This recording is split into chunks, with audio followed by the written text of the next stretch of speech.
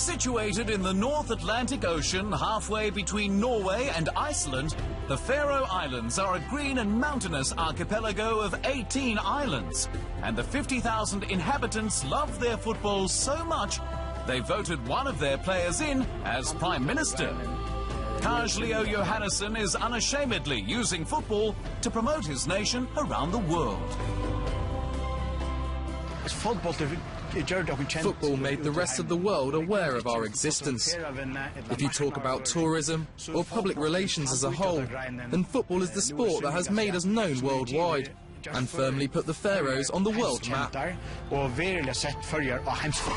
The Faroe Islands became a member nation of FIFA in 1988, and 2 years later they played their first ever competitive fixture, a Euro 92 qualifier against Austria.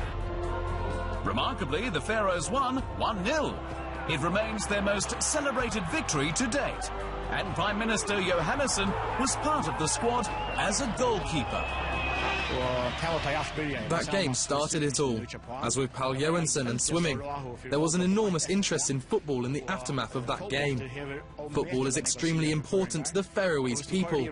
If you were to draw comparisons, the importance of football to the Faroese is almost the same as it is for the Brazilians.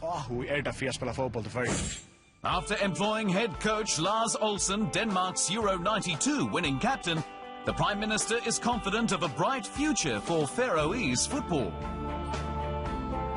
Scheduling matches in such a northern destination is no easy task.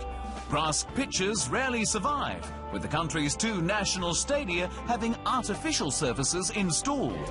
While the president of the Faroese Football Association, Christian Andreasen, has addressed another issue.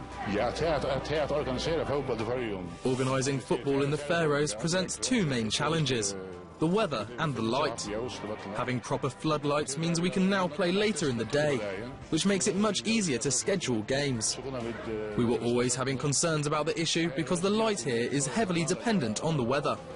Some days it can get dark very early, especially when the fog closes in. The weather might be an issue, but you can't complain about vistas like these, once voted the most picturesque grounds in world football. Traditionally, someone will man a boat during games, ready to retrieve any footballs that ended up in the Atlantic. They might have slipped down the world rankings of late, but with modern facilities, a more professional structure, and backed by the Prime Minister, the Faroe Islands national team can dream of reaching ever greater heights. That's all from Football Headliners. Until next time.